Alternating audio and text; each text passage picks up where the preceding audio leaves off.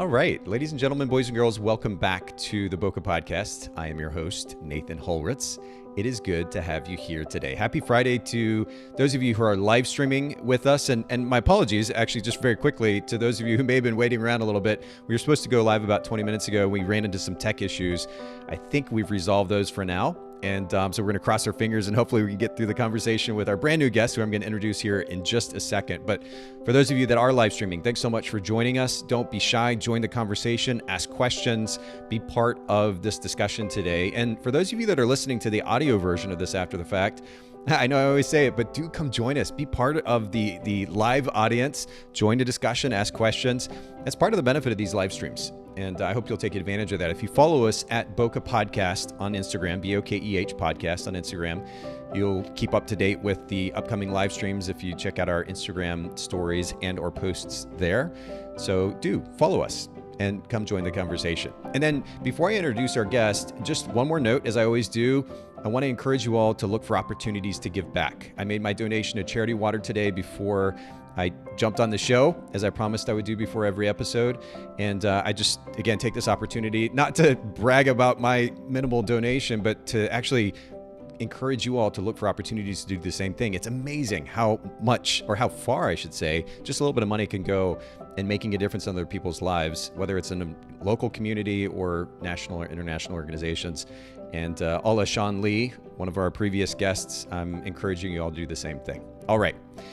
Let me introduce you to our brand new guest for today, Emily. And thanks, Emily, for clarifying this before we got started. Emily Major is here on the show with us today. Emily, thanks for coming to hang out with me. No problem. Yeah, we managed to overcome some tech difficulties before we got started, and I think we're good to go. Can you still hear me okay? Yep. Okay, perfect. I think we're good. So I want to just jump into this conversation while we've got working internet and audio connection. and I appreciate everybody listening in, making time to come and hang out with us. And Kala is already saying, can't wait to hear Emily's advice. Kala, thanks so much for joining the conversation and listening in, and don't hesitate to ask questions along the way as well. Emily, let's just jump right into it. You're brand new to the podcast, so we want to get to know you a little bit, including myself, by the way. And so let's start with your business, and your business is brand position. This is something we talk about quite a bit on the show here, a brand position or unique value proposition. What is that for your photography business? So I haven't officially put together what I would define as a brand position. But I would say as far as what I strive to do within my business is to allow my clients, whether it be wedding, senior, boudoir, is to just let them be unapologetically them. I strive to be an open book for my clients, and I hope that, they have that comfortability with me as well. Yeah, and that's a really big deal, especially for those who have never been in front of the camera before. I mean, even for me, and I've been behind the camera and in front of the camera gobs of times at this point. And being in front of the camera, it's still a little bit nerve-wracking for me because it's not a natural, normal thing. I'm like, okay, so what am I supposed to do? Where do I stand? And I know as a photographer how to guide somebody, but as the person on the other side of the camera, it's nerve-wracking. And that's, being in the photography industry for 20 plus years. So imagine, for those of you listening in, imagine the nerves of the people who are not used to being in front of the camera, have no context of photography, how nervous they must be. And so, Emily, I'm glad that you highlight this. It's a really great reminder to start off our conversation, which is you need to make the person there as comfortable as possible. Can you give me an example of one way that you might do that with a new client? So I do this a lot with my wedding clients. I have a lot of brides who like to break stereotypical traditions. So I get a lot of brides that are like, well, we want to do this, but our family is, maybe leading us in a different direction. And I'm here to just, advocate for them and say, look, if this is how you want to do it, let's do it. Let's run with it. And you can make me the bad guy. You can blame mom and tell her that your photographer said that we can't do this or whatever.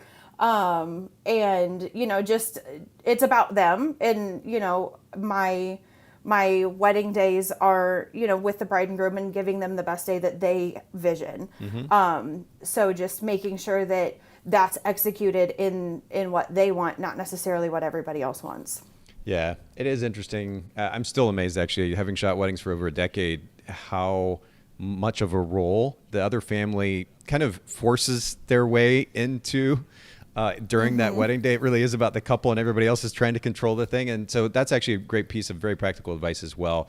Encourage the actual couple, the ones that are being photographed, that are there to get married that day, to take the lead and feel comfortable in that. That's a great thing. I know we could spend a lot of time there, but I want to keep going because we are going to get to the main topic at hand. For anybody who's watching or listening and isn't aware, we're going to talk about how to juggle motherhood and business ownership here in just a few minutes.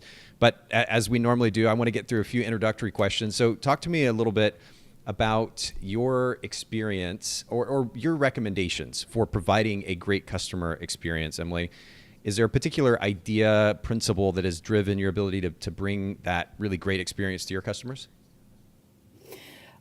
So I'm from kind of a smaller town in central Illinois. And I would say a lot of it is just, I strive on consistency. And as we'll kind of get into later, I'm not always perfect in it.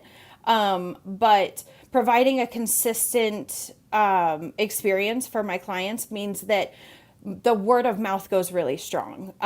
If they have a good experience, they're going to, tell their bridesmaids about it. They're going to tell their friends. When their friends get engaged and are looking for somebody, I was just, tagged in somebody's Facebook this morning, of one of my past brides saying, you need to book her, you're looking for somebody. This is who you need to go to. And I, do my best to make sure that bride in the past has the same experience as my bride, going forward. That way, nobody's shocked coming forward. I mean, I may change one or two things, but sure. Just keeping in with that consistency, I think really helps with that word of mouth. Yeah. And again, just very simple, practical advice for everybody listening. And whether you're a new photographer or an established photographer, the reminder of that consistency and the experience, because it really does translate. If you can consistently provide a great experience, that word of mouth business is just naturally going to follow. And then if you don't follow through consistently, if somebody comes to you because they heard, oh, it was this type of an experience with so-and-so photographer, and then they have a totally different experience, that's going to throw off the brand and the brand's representation in the marketplace and could potentially hurt the business. So consistency is super, super important. Let me jump to the next. And it puts pressure on me. So I like that. I like that, like, standard being held. That's cool. That's actually a really interesting statement too, because most people, and I don't know, I say most, maybe that's too general, but a lot of people this day and age don't like the idea of pressure. They're like, whatever I can do to minimize the pressure and make myself comfortable. But I'm very much with you. I function very much the same way, maybe to not such a great degree. I like challenge and tension and something that pushes me. I just like that. Right. And I think to a point, it's actually really good to have that in life, especially in first world culture where most things are relatively easy. So that's cool. I love that you face that challenge and you take it on, you embrace it. Let me jump to the next question, though, about time management. And I know we're going to get into this in more detail as it relates to motherhood here in just a second. But if there was a big idea or principle that has helped you better manage your time so you're not just always working, you can have a life beyond work, what would that big principle be? So for me, it's kind of off the wall, but having an office with a locked door. So I've got a 6-year-old. She, since we've had her, I've always had in-home, care for my kids. So they're always just in the next room. So for me, having a dedicated workspace, it's a separate room. It's not, in my bedroom. It's free of those outside distractions that motherhood wants me to do the laundry and not edit. So for me, it's just making sure that I've got my space. It's somewhere that I enjoy being. It's somewhere that I enjoy working, and that I can close off those distractions and just kind of stay really focused. Yeah. And it's funny how the simple things like that, creating a little bit of a separation or boundary between the personal and work life at times can really, really make a big difference. I live in an apartment now. When I was running my photography business, was in a house with my business and life partner at the time. And so it was like always work and always family simultaneously if we let it be. But because it was a bigger space, we could kind of create some distinction between two. Here's our office space. Here's our home space. Now in my apartment, and it's just me and my kids occasionally, it's a much smaller space. So the idea of creating distinction between work and personal life is a little bit more of a challenge, I guess. I have to be a bit more intentional about it. But I think there's something to that, especially as parents. I mean, I have 2 kids myself. They're now 20 and 17. So we're at a little bit of different stage in life. But when I was shooting back when they were 2, 3, 4, 5, 6 years old, especially important, and on the days that they're home in particular. So yeah, that separation and distinction is really important. Let me ask you, when we talk about time management, delegation is something that we talk about here on the podcast quite a bit. Naturally, I own an editing company, so that ties into the conversation. But just in general, the idea of delegation can be one of the most time-saving exercises in running a photography business. Is this something that you've experimented with, whether it's with album design or email management or editing or anything else? Yeah. So, I would say from the beginning of even just, dabbling in the beginning of my wedding photography, I've always had a really nice network, that has been really close to me to really support being able to say, hey, can you do this for me? I'm not afraid to ask for help because, I can't do this myself, especially going forward and growing and getting bigger. So in the years past, I've had everything from my sister-in-law, Sam, second shooting for me, my husband, second shooting for me. And then as far as office, I've got a friend, who she runs pretty much my day-to-day email.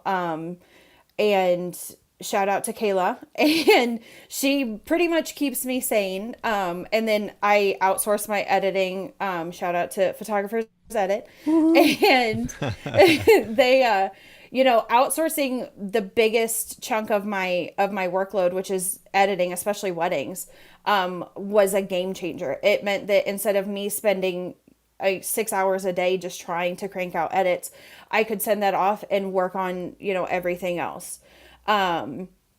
So it's been huge. And then come tax time, I bring somebody in. The last few years, it's been our cousin, actually, Jamie.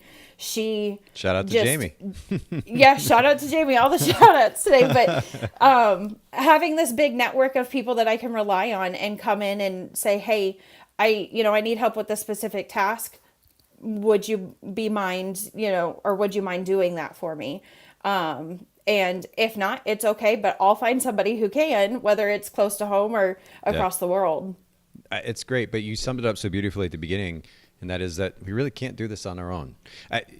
Somebody could always argue, I keep things really simple, and it's just I manage to I manage my time really well, and this thing doesn't take very long, and I only work 25, 30 hours a week. But if anybody is wanting to actually build and scale a business, and you mentioned that specifically, Emily, if anybody's wanting to actually grow, the reality is we have limitations as individuals, and there are a lot of moving parts in a business. So if we want to grow, if we want to scale, if we want to build this thing for the long run, then we absolutely need the help of others, whether it's a third-party company. Mm-hmm. And I appreciate the shout out. I didn't expect that, by the way, but thank you for that, for Photographers Edit. But whether it's a third-party company or a family member or a friend, bringing somebody in-house, working with somebody outside, asking for that help at the end of the day, it enables us to be better. And we can't let our ego get in the way of asking for help because we're really limiting ourselves and adding to the stress on top of that as well. So yeah. That's a really great reminder. You can't make money without spending money. Yeah. You're right. And that's a pretty simple summation of that the importance of delegating and investing in those who you can kind of surround yourself with a team of really great people that will help you grow. Mm-hmm. So, and by the way, for anybody listening in who is not familiar with Photographers Edit, I don't spend a lot of time shouting out Photographers Edit. Emily was very kind to do that. But if you do go to Photogs Edit, PHOTOGSEDIT on Instagram, you can follow us there, or photographersedit.com. And for those of you that are new customers, if you just put in Bokeh Podcast, all one word, you can get 40% off your first order. So little mini commercial there. We don't do it very much, Emily. And people are like, you should talk about Photographers Edit more. So I'm like, okay, fine. I should probably do that a little bit. I couldn't run my business without it, so I appreciate it. No, thank you. That's very kind of you, though, truly. Let me just jump to one other question before we get into the main topic at hand. And this is about an impactful self-help book or business book. To break the fourth wall a little bit, you said to me before we got started, you're like, I'm not really into the reading, but podcast is kind of more your thing. Tell us a little bit about that, your source of education or inspiration via podcast. So I'll admit that most of my podcast time is spent on murder podcasts. But for the most part, true crime stuff. Oh, sure. Yeah. What? Give me all the details. I was just talking. So my daughter's 17. I was just talking with her about this yesterday because we were at a bookstore and she was buying another murder mystery. And I'm like, what is this? What is this thing? And I don't know if it's female specific where the popularity resides, but I keep hearing my girlfriend's into it as well. Listening to she and my daughter both listen to one of the same podcasts. What's the appeal to that? I have to go in spurts because my anxiety gets to be too much. But I bet, yeah. It's fascinating. Okay. It's just like what to look out for. And I don't know. It's just, I love all the detail and I think it's the solving the mystery. I don't tend to like them if it's just kind of, well, we don't know what happened. I'm like, well, I want to know what happened and I want to know why you got there. Yeah. Okay, fair enough. All right, so you said most of the podcasts are like that. Any photography or business podcasts or self-help podcasts that you listen to? Yeah, and another plug, but I listen to a lot of the Bokeh Podcast. I like the bulk of episodes that I can kind of pick and choose if they pertain to me, if they don't pertain to me. And as far as books go, I did read one that I wanted to kind of shout out. It's the #MomSoHard. It has nothing to do with photography, but it's kind of one of those, speaking in the motherhood spectrum, is, realizing that the struggles of motherhood, they can be funny. It's a hilarious book, but I can also relate to them. So yeah, right there. It's Kristen Hensley and Jen Smedley, and they have a hilarious YouTube video, and they made this book, and of course I bought it right away, and it's great. Well, I know it's dedicated or geared toward moms, but I'm already drawn in just by the cover. They look like such fun people, and for anybody, it's so good. Oh yeah, well I'm gonna have to maybe check out their podcast too. I've got it up on screen for anybody who's live streaming. Of course, you can see this if you go to Amazon and just type in "Mom So Hard." It's #IMomSoHard, and it's by Kristen Hensley and Jen Smedley. We'll link to the book in the show notes at bokehpodcast.com for anybody who's curious, and I appreciate that recommendation. Emily, let's go ahead and jump into this conversation. Now, you mentioned earlier having a 6-year-old. How many kids do you have altogether? So we have 2 kids earthbound, and then we had a miscarriage. So we've got one keeping over us. So yeah, I feel you on that. Had a similar experience. Okay, so 2 kids, and how old are they? We have a 6-year-old and a 1.5-year-old. Okay, that's quite the spread. So my kids are about 3 years apart. It's a gap. Yeah, yeah. It's interesting when you've got the one who obviously you have to keep a closer eye on the one than the other probably at times. And yet at the same time, especially ours, yeah. At the same time, the older one can probably kind of come along and help a little bit now, right? Yeah, and admittedly, I mean, we had the miscarriage between the two, so we wanted them a little bit closer, but it still would have been a 4-year gap as opposed to a 5. And we wanted that gap so that we had a little bit of extra help, that our personalities, our lifestyle, it just 2 in diapers. I can't imagine that life. Shout out to the moms who can, but wow, that's not me. It's a lot. Yeah, for sure. Yeah, it is a lot. Okay. So you've been in business now for how long, just as a comparison? I am on year 9 of weddings, 10 of photography in general. Okay. So you got started before you had kids. Now, what was the turning point where you realized that you needed to kind of find a better balance? Because I know, again, having been both a parent and photographer simultaneously myself, I know the challenges tied to that, and trying to juggle all of that simultaneously, especially when the kids are young enough to be at home all the time. It's just a lot, right? I remember like so my kids, I mentioned, are 3 years apart. When Addison was young enough that she was still taking naps in the crib during the day, Austin was old enough. Addison would wake up and be like, "Hey, Austin, can you run up and jump in the crib with Addison for just a few minutes? Let us finish up this thing that we're working on right now." So he'd run upstairs and he'd come up. I had this video where he had dumped blocks into the crib and then climbed up into the crib, got in the crib with her and was playing with her, hanging out with her. It's nice to have that kind of help, but it's not always that easy, right? So was there kind of a turning point for you where you realized, all right, I need to figure out better systems, a better approach to balancing mom life and business for yourself? Yeah. So, I mean, really taking it back to the very beginning, I started my photography right out of high school. It was about a year into college, actually. And I had my husband and I were together at that point. We're high school sweethearts. And we got married, and then I started the photography business. And when we started discussing having kids, it was like, okay, well, what do I need to do to prepare? How is this going to impact my business that is really just in its infancy? Sure.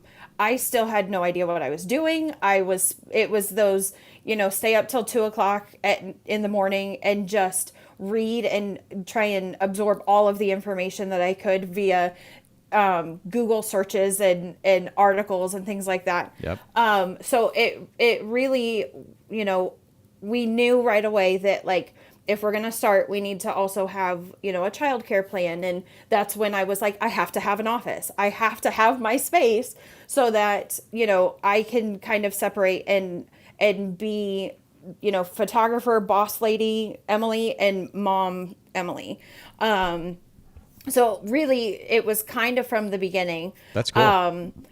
But I think even going back further, knowing that I wanted to have this separation led to my mom. She had various hobbies, and she had a little side hustle back in the 90s with, like, when vinyl was just starting.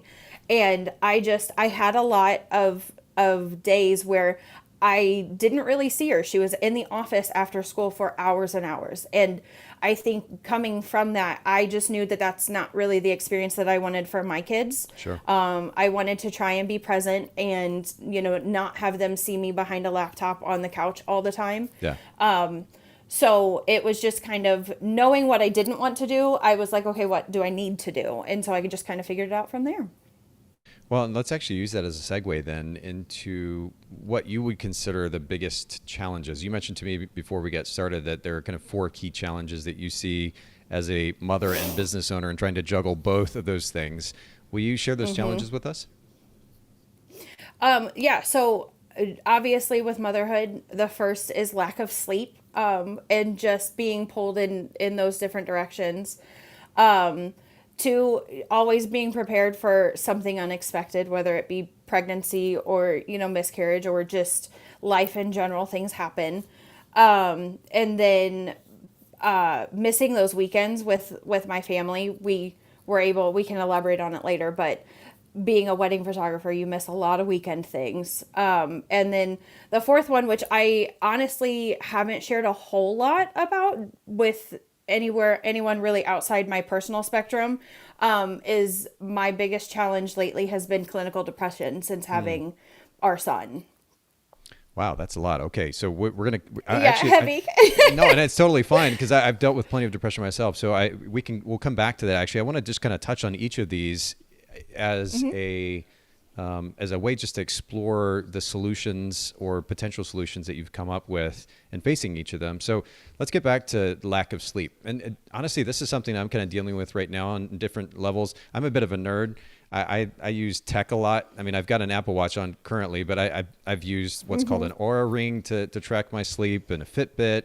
And I've tried nothing as well, sleep supplements. I'm trying to figure out a way to get better sleep. But what solutions or ideas have you come up with to address this issue? I mean, really just having the flexibility in my own schedule. Like I mentioned before, we have a nanny that comes to the house a few days a week. And when we've had 3 nannies over my daughter's lifetime, and each one, I just come in and say, look, I am a night owl. So if there are days where you arrive at 9 o'clock in the morning, I might go back to sleep for a few hours, but just understand that I'm working when you're not here.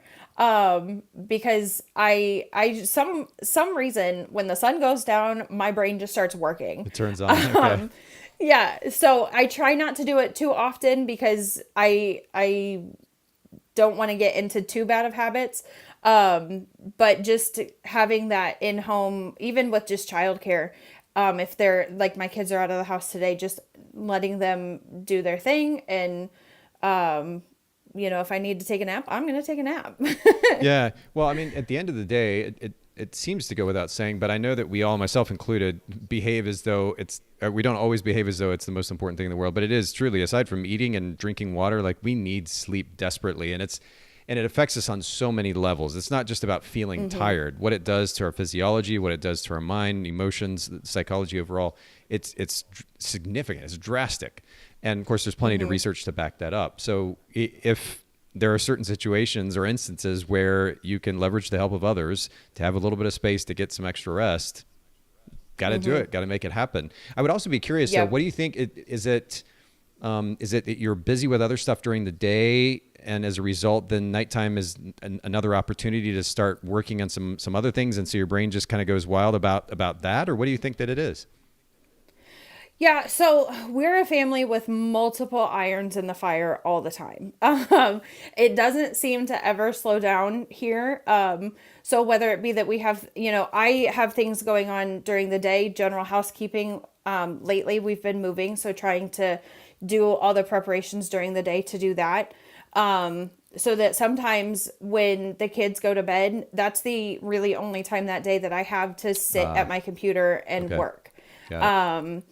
So yeah, and my daughter's getting older to where she's got baseball, in the evening. So our evenings are pretty solid.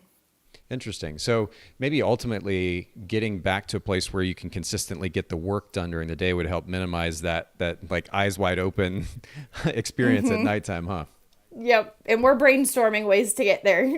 That's cool. Yeah, that's so important because I know that a lot of people talk about being night owls. There have been certain times during my life as well where I've been a little bit more awake in the evening for one reason or another, but our bodies are meant to, for the most part, function where we're awake during the day and sleep at the night. And when we throw that off, it can throw other things off too. So that's cool that you're working to get back to that place where there's a little bit more of a consistency in the schedule.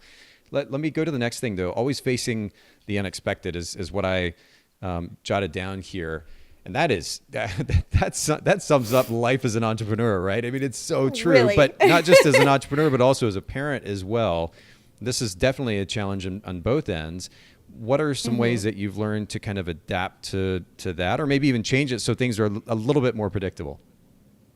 So a lot of the unexpected in our lives, the big moments that pop out is finding out that we were pregnant. And there it was, again, going back to that, having that network, having that team, making sure that I'm charging enough that if that network involves paying somebody to do something like edit or, email, making sure that that can be covered so that I can handle the personal side of life.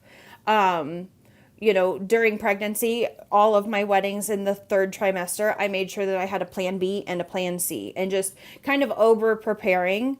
And now obviously there have been times where we're not prepared. Our daughter last year had a seizure incident. And it really threw us through a loop. And yeah, there's no predicting that.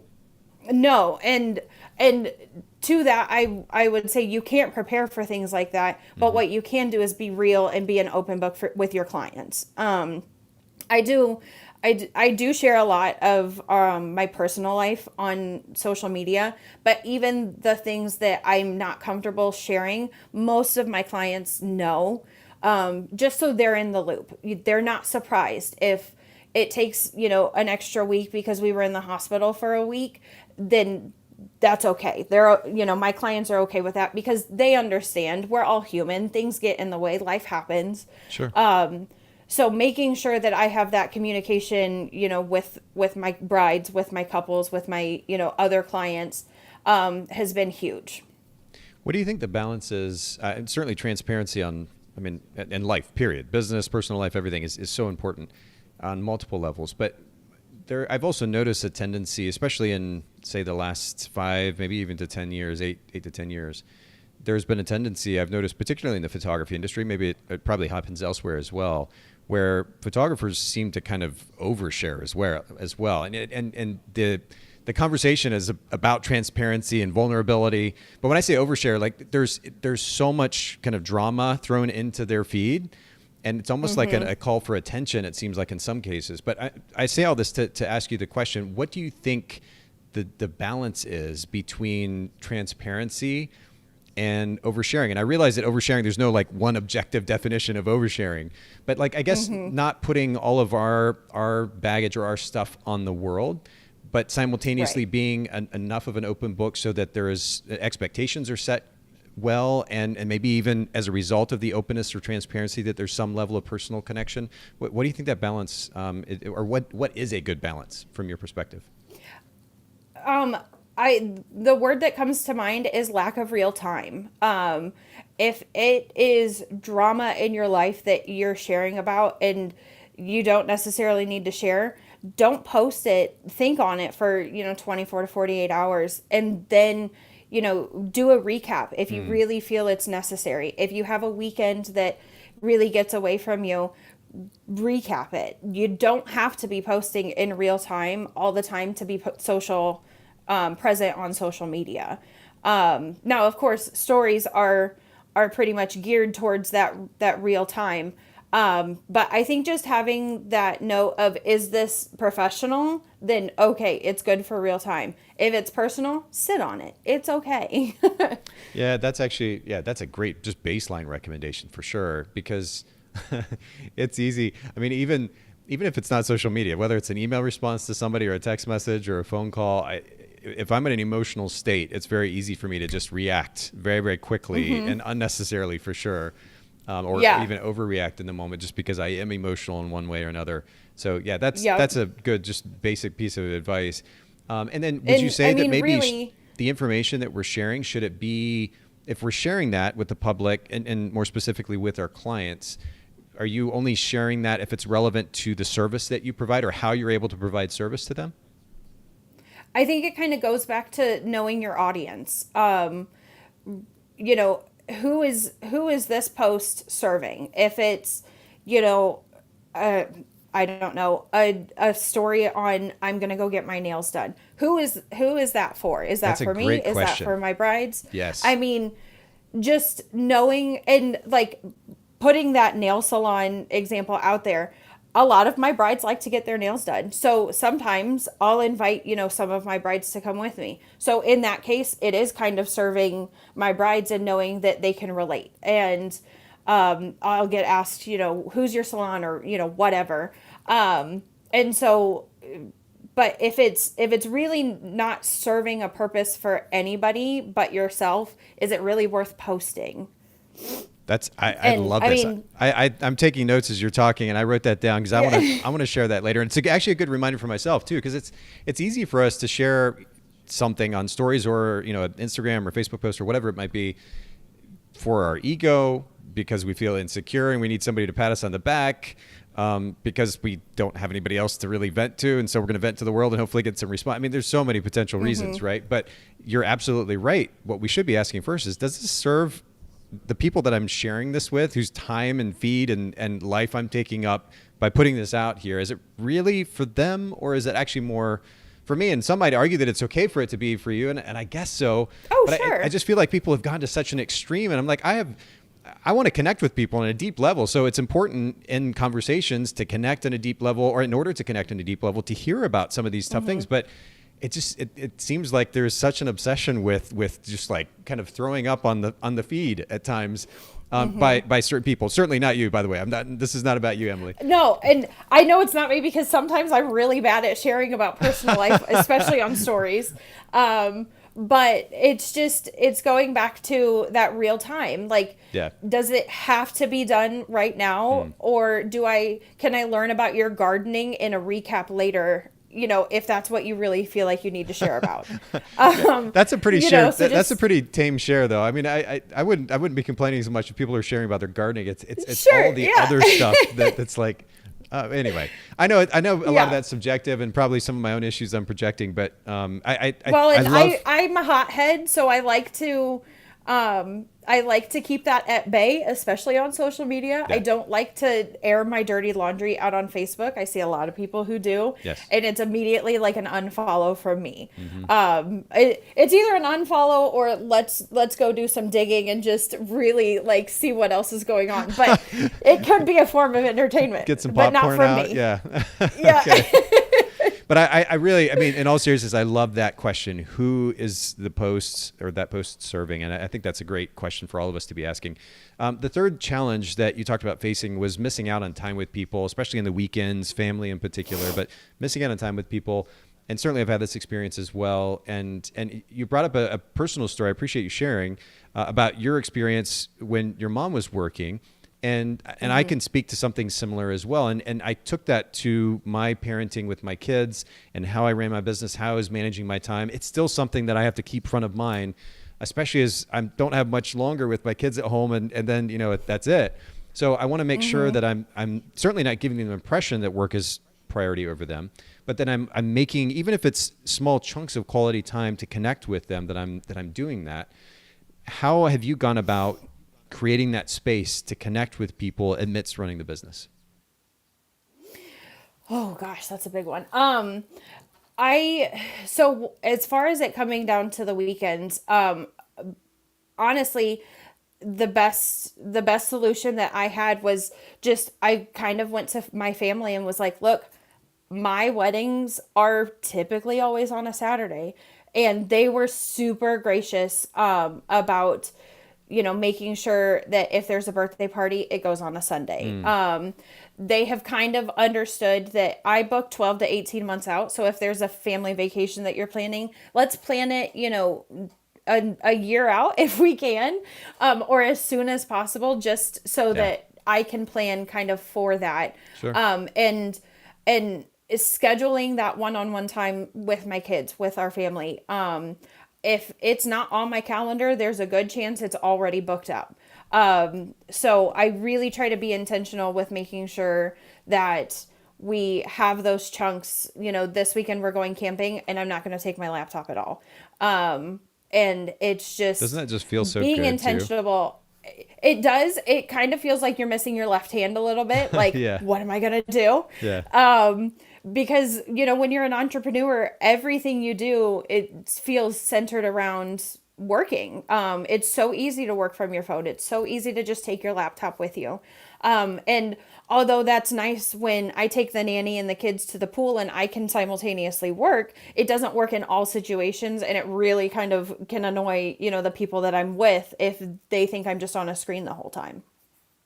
Well, I there's something interesting about calendars that I've found, and maybe more people are doing this than I realize, but even the act of sharing a calendar, whether it's with a distant family member or a closer family member, for the sake of kind of staying on the same page, for the sake of awareness, really makes a big difference, especially if you're working with your partner, or you just need to create awareness for your partner so that they know what's going on. That's super important. But I love the proactivity and the way that you handled that situation and having a conversation with your family and just asking. Because I know I very much felt kind of left out of the mix when it didn't seem like there was a lot of consideration from family members. They're just planning events, and it was just like, if you can make it, show up, And I'm like, no. It's easy to feel. Yeah, well, I want to be there. I want to be part of it. I just love connecting with people, and especially those that are closer to me. And it's important to me to get to be there and connect with them. So I'm like, why didn't you consider the fact that all this stuff is going on? It's a bit selfish, but I love that you took the initiative. It's very easy to kind of take a step back and complain about the situation and just not do anything about it. I love that you were very proactive in having those conversations. I think that's a great reminder for everybody listening in, something to do, whether it's somebody that lives in your house or somebody that doesn't live in your house. If you want to connect with people and you're not because of the schedule, have a conversation and make the effort. It can really go a long way. Yeah. And I mean, it's not always perfect. I'm not always available, and their calendars may be booked on a Sunday. Sure. So they have to have whatever. Yeah. I think just understanding that, though my feelings may be hurt in the sense of having feeling left out, I don't think it's always intentional. I don't think it's really ever intentional on the family member's part or the friend's part of, oh, well, we're going to do this on a Saturday so that Emily can't come. It's just, sure. And my friends, my family, they all know that the best time to get me is either 6 months ahead of schedule or on a Sunday. And knowing, there are times where my feelings are hurt, but my husband's a really good indicator and reminder of, hey, it wasn't personal. It was, we don't know their schedule. We don't know their circumstances. And that's sometimes hard to remember, especially on your own.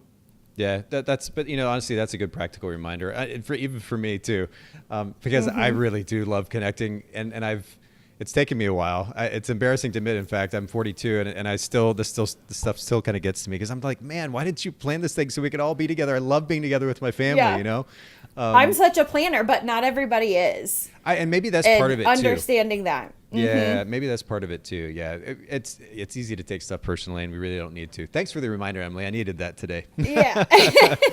All right, so I want to get to the last point. I know this is a big and very heavy topic, but you mentioned dealing with depression.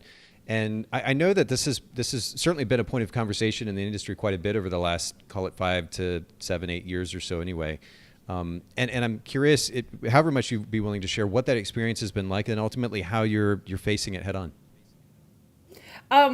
So really, and I feel like I'm repeating myself half the time, it goes back to having that network of people that you can rely on. Depression for me has kind of snuck up. It started in the postpartum, your typical 6 months after I had our son Barrick. Just in that I don't know how I'm feeling. I don't know how to handle it. I tried going the therapy route, and I tend to be very self-aware of understanding my feelings and emotions, that it's like, well, I understand it. I can't emotionally get a grasp of it. So therapy for me was like, I was talking through the points with her, and she was like, yeah, you're right. And I was like, well, I know, but I need you to give me like tools and stuff. So maybe I need a new therapist. A lot of my friends are telling me that I do. And there's no shame in that. No. And I think what I've realized too over time is that there's a pretty, in some cases anyway, a pretty distinct difference between a therapist and a life coach. Because I'm like you. Yeah. I want to give me the action points and let me go do the thing. I don't need to spend 5 months talking through this thing and I still don't know what I'm supposed to do next. I understand why therapists are doing that. They're helping kind of guide you to realizations of your own. But I can typically pinpoint where in my childhood that trauma comes from. Right. On my own. Right. Fair enough. But no, I mean, and it's just, I honestly, admittedly, had a really rough time a day last week where we had a lot happening. Where, like I said before, we're selling our house, we're starting a studio. I mean, there's a lot of irons in my fire, and it really it got on top of me, and I had to just set everything down and say, look, I can't think about any of it today. Today is not the day. So my kids and we snuggled in bed. We watched movie after movie, and, I spent the time with them, and just understanding that work is okay to stop. And I had one gallery that was supposed to be due that day. And again, going back to transparency, I just texted them and said, hey, I'm just honestly having a really rough day. Is it okay if I get you that gallery tomorrow? And they were like, oh yeah, do you? It's fine. And, I appreciate the flexibility that this job gives me because of that. Sure. Would you say, so just as a kind of a practical takeaway then from this, for those who might be dealing with similar feelings or challenges as it relates to depression and the associated, of course, I guess, factor of having to deal with what can be an overwhelming business at time, would you say learn to take advantage of the flexibility that you do have to take a break when you need to? Do you think that's the biggest takeaway there, or what do you think? Oh, sure. Yeah. I mean, most people started this business or started a business to have the flexibility. And even though sometimes it feels like you're running this business 26/7, I mean, you don't really have to, as long as you've got people that you can delegate to. I knew that my assistant, Kayla, was still in the inbox. She was still checking everything, making sure that, things weren't getting on top of me in that sort of aspect. I, still had my sister's usually 24/7 on call to watch our kids, which I super appreciate. So, and we've got a big myriad of friends that if I needed to have a day to myself, I could just send out a few texts and say, hey, look, is anybody available to take my kids for a few hours because I need a minute? And just making sure that you have that network, I think, is really huge when being a mother and an entrepreneur. Yeah, man, that is huge, actually. We were super lucky when I was running my photography business. Of course, my focus has been with Photographers Ed and other brands in the last number of years. But when we were running our photography business and our kids were younger. Austin and then Addison as well, both my kids, spent some time with their kind of pseudo grandmother, Kathy, who lives here in the Chattanooga area quite a bit. She was just so gracious and stepping in and helping watch them, particularly on the weekends where we had to photograph a wedding. And it was just nice to be able to have those people to rely on. And it's a great reminder, encouragement, going back to what we were talking about earlier, to really kind of rely on our community, to leverage our community. And it's not just about delegating tasks like work tasks out to people. It's also asking for help from our friends and family when we need it, just generally speaking as well. And I think that's a good reminder. And I think just not being afraid to ask for help and be humble and say, look, I can't do this, without somebody. I know a lot of people are afraid to ask for help. And I try to live by, like, the worst they can say is no. And as long as I'm mentally prepared for them to say no, then I can handle whatever other answer they've got. Sure. I can handle it. Yeah, absolutely. The other thing you mentioned too, and of course, by no means am I a therapist, but one of the books that I've read, actually I'm in the process of reading now, I've read a number of books from this particular author, Emily. I want to send you a copy of it because I think you might find it interesting, or an audio version if you like listening to him better. But I want to recommend this for everybody listening as well. It's a book called Living Untethered. In fact, let me pull it up here on Amazon. Michael Singer, Living Untethered, Beyond the Human Predicament. And it's a really powerful book that, I guess if I were to sum it up, helps us understand the difference between us, like quote unquote, who we are, and the distinction between that and our feelings, thoughts, emotions, making the distinction between our feelings and thoughts and who we are. Because it's so easy to make that, even kind of automatically or subconsciously, make that connection between our feelings and ourself. So I feel this way, so I am this way, versus engaging with that feeling or that thought as though it's an object. Like I can pick up my phone here that's next to me. I can pick it up. I can choose what to do with it. I can choose to put it down. And it's really fascinating the way that Michael describes how we can choose to engage with our thoughts and our feelings in a very, very similar way. And it's super empowering too. That idea that we don't have to be our thoughts or our feelings it's kind of a foreign concept in our current culture. And it's something I'm having to kind of work on creating the distinction for in my life. And maybe you'll find some value in the book as well, but I also want to recommend it to our listeners. So we'll link to that book in the show notes for everybody listening in at bokehpodcast.com. This has been super, super practical and helpful, Emily. I really appreciate you having the conversation with us too. Will you just remind our listeners one more time where they can find and follow you online, maybe learn a little bit more about your brand? Yeah, so I am at www.majorimage.com. That's with a G. And Instagram, Major Image, and on Facebook, it's Major Image Photography. Perfect. And I just put those up on screen for everybody listening in. It's spelled Major, MAGERIMAGE, Major Image, and of course, majorimage.com as well. Emily, I really appreciate you making time to come and spend time with us today. Thanks everybody as well for making time to hang out with us and listen in. Have a wonderful weekend. Thank you so much.